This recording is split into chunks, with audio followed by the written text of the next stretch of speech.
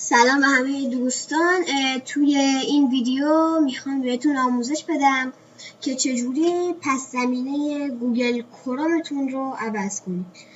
خب کروم که باز کردید روی گزینه اپس که در کنار صفحه است بزنید و گزینه وب استور رو بزنید.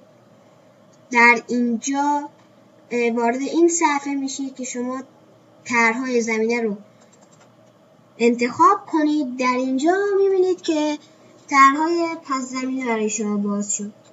هر طرحی رو که دوست دارید روی اون کلیک کنید، برای مثال این طرح، و گزینه افزودن به صفحه کروم رو بزنید و صفحه کروم شما این شکلی میشه. یا برای مثال این عکس، افزودن به صفحه کروم رو بزنید و صفحه کروم شما به این شکل در میاد. اما برای کسایی که این گزینه رو ندارن یه راه حل دیگه هم هست. در اینجا گزینه نت بازار کروم رو تایپ کنید. گزینه اول رو انتخاب کنید.